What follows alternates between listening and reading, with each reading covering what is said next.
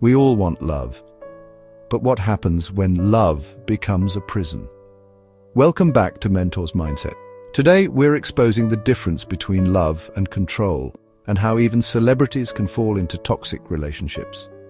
We will be unpacking famous faces who've bravely spoken out, the red flags people often ignore, and how to begin your journey to freedom and healing. Let's get into it. Behind the spotlight, beneath the fame, and past the flawless red carpets, celebrities are still human. Their stories serve as a stark reminder no one is immune to toxic love or emotional abuse. By sharing their journeys, they empower us all to recognize red flags and seek help. You see, love and control wear very similar outfits at first. I just worry about you. That's why I check your phone. I don't like when you go out with your friends. They don't understand us. I love you so much. No one else could handle you. These are tools of control. Let's get this clear. Love gives you wings. Control clips them. Love feels safe. It celebrates your growth, your friendships, your voice. Control thrives on fear, guilt, and dependency.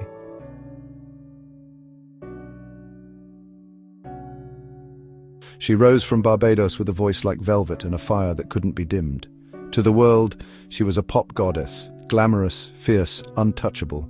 But behind the lights and the fame, Rihanna's story revealed a harsh truth, that pain can wear diamonds and abuse can hide behind a flawless face. Her strength wasn't just in her sound, it was in her survival. And in speaking out, she gave silence a voice. In 2009, Rihanna's face was splashed across headlines, battered and bruised. The physical assault by Chris Brown shocked fans worldwide, but what many missed was the emotional erosion that came before it. Jealousy, controlling behavior, and emotional abuse often precede physical violence. She later said in an interview, "When you realize you're being lied to, manipulated, you wonder, what even is love?" But Rihanna didn't just survive. She became a global advocate for women escaping abuse. Her courage, inspiring. Tina's story, told in What's Love Got to Do with It, is heart-wrenching. She endured years of brutal abuse, physical beatings, psychological manipulation, and professional control. Ike controlled her money, her name, her music. She once said, "I was living a life of death. Every day I had to survive him." But she walked away, famously with nothing but her name. And that name became legendary. Tina Turner is a symbol of rebirth.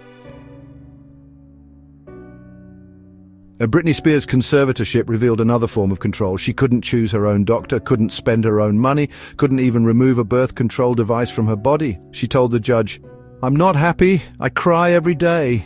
The world finally listened. The hashtag Free Britney movement wasn't just about celebrity gossip. It was a call to recognize institutional control and coercive power. Megan Thee Stallion refused to be silenced after surviving violence.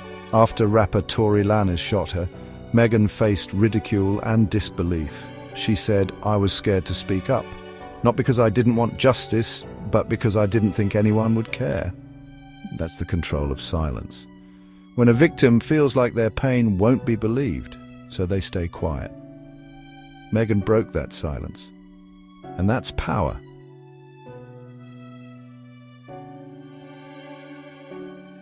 The Johnny Depp and Amber Heard court case was messy. Mutual accusations of abuse, courtroom drama, a global media circus. Whether you believe one or the other, or neither, the takeaway is abuse can come from anyone. Men can be victims too, so can women, so can both. Let's not pick sides blindly, let's pick truth and healing.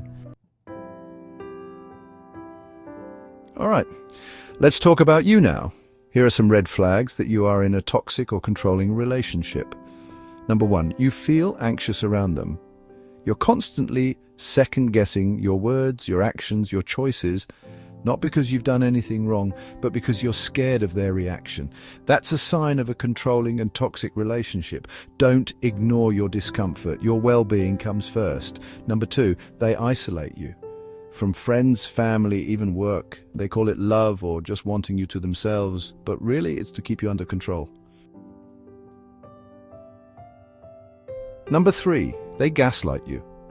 They twist your reality and tell you that you're too sensitive. That never happened. You're imagining things. You start to doubt your own memory, your own mind. We will delve a bit more into gaslighting in the next chapter. Number 4, they monitor you, they go through your phone, track your location, demand passwords, and say things like, love has trust, control has surveillance. Number 5, you're walking on eggshells, constant tension, always bracing for an explosion. That's not love, that's trauma. Number 6, you've changed, and you don't like who you've become. Maybe you've stopped dressing the way you want, maybe you have stopped laughing, stopped dreaming, stopped living. That's no reason for toxicity. Now this one is a huge red flag. Have you ever felt like they gaslight you? Let's delve deeper into gaslighting. This form of emotional manipulation is designed to make you doubt your own sanity, your memories, and your perception of reality. It's a slow and subtle erosion of your self-worth, leaving you feeling confused, insecure, and dependent on your partner for validation. Gaslighting can take many forms. Your partner might deny or trivialize your feelings, telling you you're overreacting, too sensitive, or imagining things. They might contradict your memories of events, insisting that things happen differently than you recall. They might even accuse you of being crazy, unstable, or paranoid when you try to assert your own perspective. This constant questioning of your reality can be incredibly disorienting. You start to second-guess yourself, wondering if you're truly at fault, if you're being too demanding, if you're simply losing your mind. This self-doubt creates a fertile ground for further manipulation, as you become more reliant on your partner to define your reality and validate your experiences. If you find yourself constantly apologizing for your feelings, questioning your own memories, or doubting your sanity, it's a sign that you might be a victim of gaslighting. Remember, your feelings are valid, your memories are your own, and you have the right to trust your own perception of reality. Don't let anyone, not even someone you love, convince you otherwise. If any of the signs we've discussed resonate with you, it's crucial to remember this. You are not crazy, you are not weak, you are not alone. Millions of people from all walks of life find themselves trapped in the web of toxic love. It can happen to anyone, regardless of your intelligence, your strength, or your capacity for love. Toxic relationships thrive on secrecy and shame. But breaking free from that isolation is often the first and most crucial step towards healing. Right now, you might feel lost, afraid, and utterly alone. But I want you to know that there are people who understand, people who care, and resources ready to support you. The moment you decide to break the silence, to reach out for help, is a testament to your strength, not your weakness. It takes immense courage to acknowledge that you're in a toxic relationship, and even more courage to start taking steps to break free.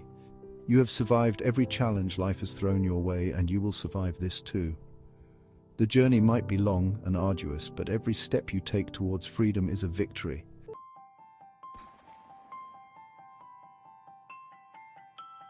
Breaking free from a toxic relationship can feel overwhelming, but it doesn't have to be an insurmountable hurdle.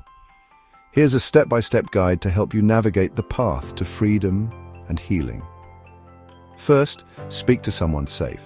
Find a trusted friend, family member, therapist, or support group and confide in them.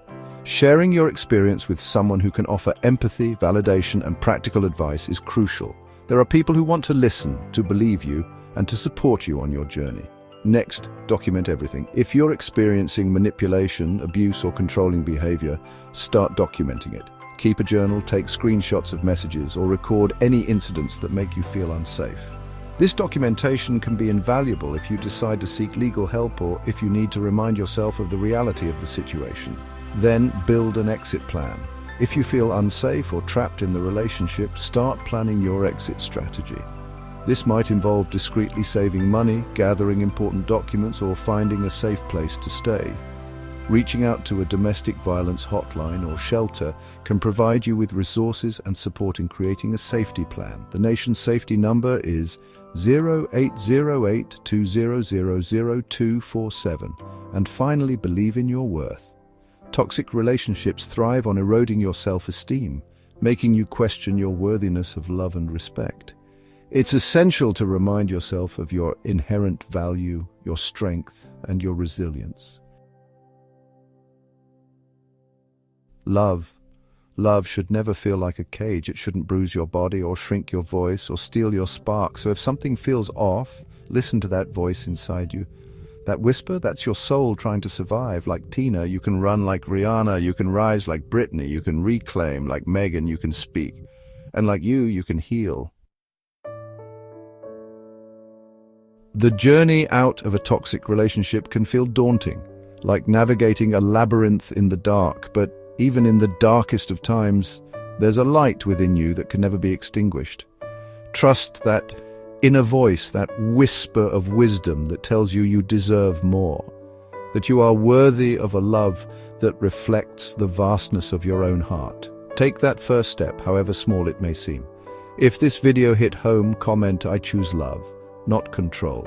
If you've walked this path, share your story.